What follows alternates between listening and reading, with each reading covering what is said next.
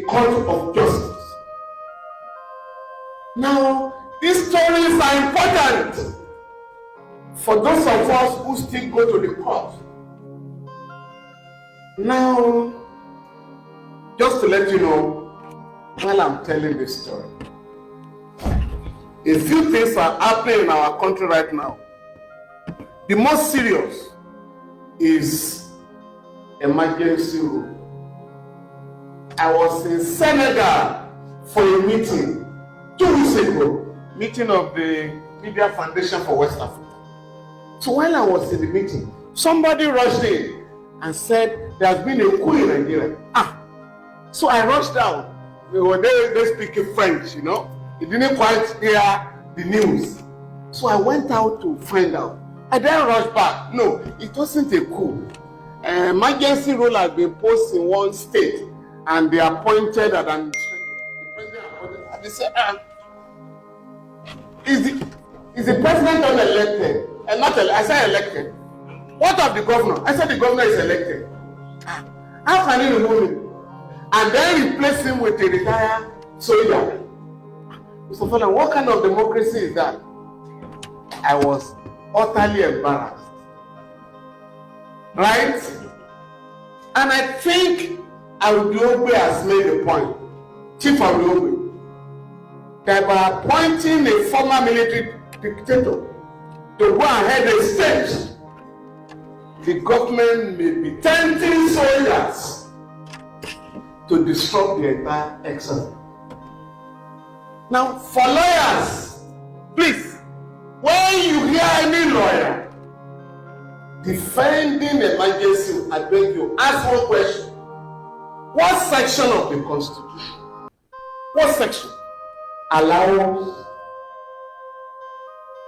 removal of the governor and deputy and then suspension of legislators? Please ask. Because this regime last year went to court to challenge the removal of governor of local government chairmen and councillors by governors. And the Supreme Court was total by saying no governor has the power in Nigeria to remove elected chairmen and councillors. And this regime was celebrating the judgment.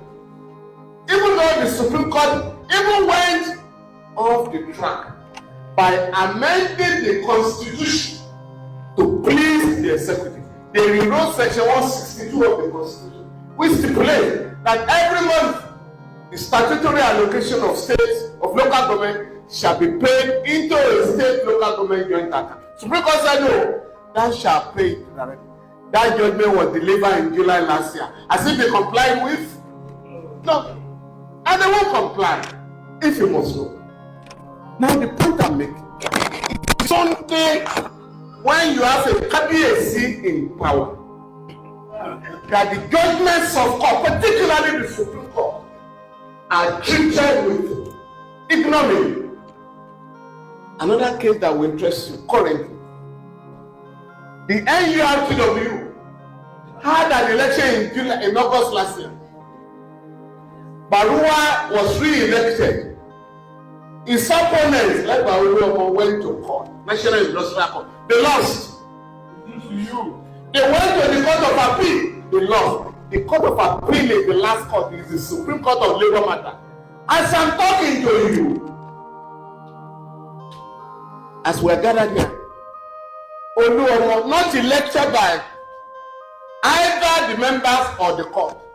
You know, court also elect people in Nigeria. Is the one in the secretariat of that video today.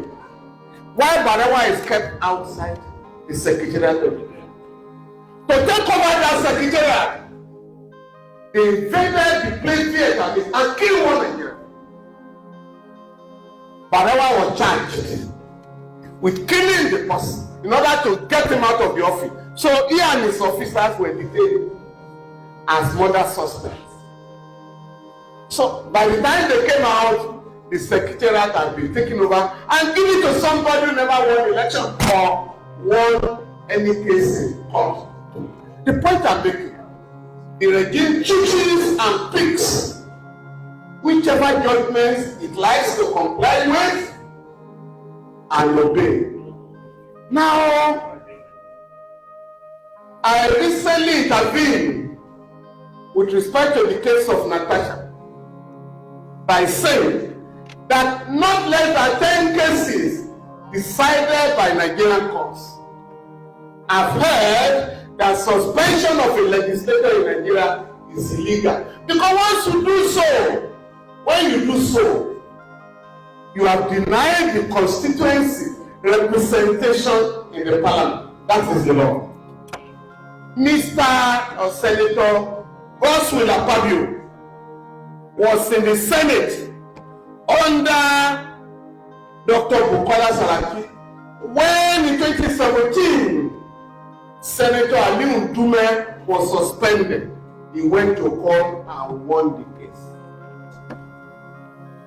Godswill Akpabio was also in the Senate when in 2018 Senator Ovie Omoagege was suspended. He went to court and won his case. In any country where the rule of law operates, once there is a precedent, you comply. I understand a senior lawyer, the Senate president, when he was told, if this lady goes to court, she will win. Say that will take 10 now. Let her go to court. You know that is the language in Nigeria. You know you are wrong. You say let him go to court, let her go to court. You are not going to use your own money. You are going to use the money of this. It is a height of impunity for a senior lawyer to ignore the judgments of the Court of Appeal and the Supreme Court on any given matter. That is what is going on in Abuja. Yesterday, the governor of Kogi State,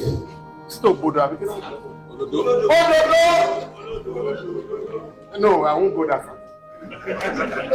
They say I should call him Ododo. I call him Ododo as a lawyer.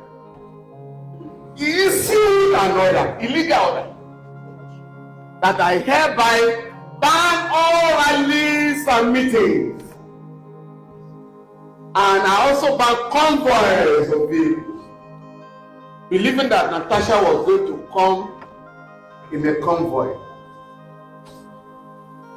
And the people of Kogi did all of us proud yesterday by showing, and this is the point, a people organized can never be defeated. They gathered in a mammoth crowd, a crowd that the governor could not mobilize in that state. In spite of the threat to arrest anybody who defies the order of the governor, people drew down. And when they were monitoring the roads, this lady came through the sky. You know they couldn't ban movement of planes and helicopters. So totally shocked and rattled, totally shocked and embarrassed. The government assigned the security forces, please arrest and question this lady for defying the order of the government. I say here I will provide the word. There's no law in Nigeria that was breached by her yesterday. As a matter of fact, under section 39 and 40 of the Constitution, which guarantee freedom of expression and freedom of association, assembly, she was only enjoying her fundamental rights by going peacefully to her community and meeting with members of her constituents. And with what you saw yesterday, you know the so-called recall exercise, where they claim they had mobilized 250,000 people in 2 or 3 days. You know it's a challenge. The people came out on their own. Yes, not being paid. Or did you see anybody distributing money? You could see them dancing. It was a festive mood. But you know what that lady did yesterday? Is to tell the people in Abuja, we all collectively own this country. And none of us must also take that home. Last week, about the same time, one minister in Abuja, I think the FCT minister, asked the body of benchers to go and grab a lawyer. You know, if you want to discipline a lawyer, you will write a petition. He said, don't wait for petition. Just call him, you wrote this, and discipline him. So for them, rule of law, due process, nonsensical. Now it is self-help. You know, currently, and all of us here must please help our people. The Lagos state government is currently demolishing shanties occupied by the poor. But when the big people, including those in Banana Island, they call it Banana Republic, when they build without approval, the government will say they are ratifying it. But when it comes to the poor, you demolish. So one of the things we must take out of here is to defend our people. The Jakone regime built 30,000 housing units for the poor. Middle level people. 1981, 82, over 40 years ago. One of those buildings has collapsed. Now you will now use the money of the people to build houses for the rich and ignore and then go and demolish. You go and demolish the houses of the poor. That must stop. What idea I want to take home here? I'm talking about rule of law. What I title my paper is rule of rulers, not rule of law. Rule of law means all of us are bound by the law. We are treated equally by the law. We must comply with the law, including the government. But that's not like the case in Nigeria. What you now have is rule of ruler, rule of cabinet. Whatever they say, nobody must challenge it. Again, I think I want to thank Femi here. But 3 weeks ago, a youth corps member expressed her views about the president, about the ongoings in the country. They summoned her. They were going to deal with that. Obviously, they will have extended her service. She will led members of his party to the NYC headquarters. They ran away. Because the guilty are always afraid. Just last week, a student in Asaba, School of Nursing, was alleged to have sent out, in this age of science and technology, a video recording of the wife of the president, where everybody knows his father now, everybody knows his mother. So why was I calling my mother? But that was an offense. She was already queried, but because of the anger of the youths and Nigerians in the social media, it was the governor of the state who ordered the commissioner of health go and stop that Bawukun exercise there. And that was how that girl was free. The point I'm making, therefore, all of us must see injustice to one as injustice to all. When we are gathered on this occasion, as I did say, when we are to bury our comrade and friend, Ika Odumake, as I'm here, we are not here to celebrate his wealth. No. We are not here to find how many houses he built. We are here to celebrate his consistency, his integrity, and his principles. And it's a challenge to all of us. It's not a question of, yes, we can gather and be money forever. No. What we should do is to decide collectively here today that those things that Ika stood for, we are going to continue to demand from the government and from the enemies of our people how to reorganize our country. For those of us in Lagos, and we must start this year. They claim that Lagos is the 5th largest economy in Africa. Now, we must start with the appropriation law of Lagos State budget. You understand me? All those your local governments and SCDs, you are beginning of SCDA. You must please, when you live here, please go and find out. Can we have a copy of your budget? Let us begin to demand accountability. Whatever they put in the budget, you must ensure that they implement. And those in Abuja, your senators and House of Representatives, in 2024, averagely, if each senator took away 500 million, this apart from their salary, they call it constituency project. That means projects for you.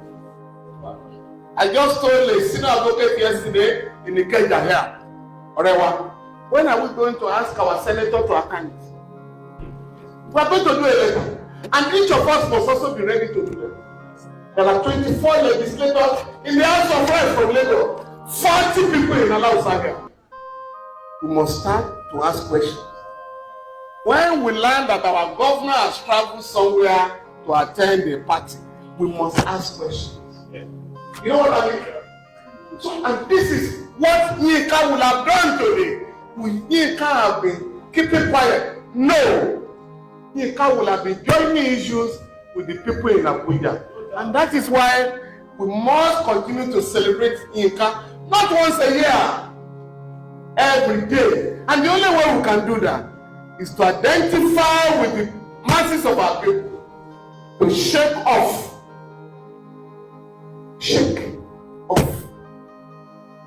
the heavy load that these people have imposed on our people. Please, for those of you in the social media, I beg you, increase, intensify by joining issues with them. They are juggling figures now that things are getting better. Are you not aware?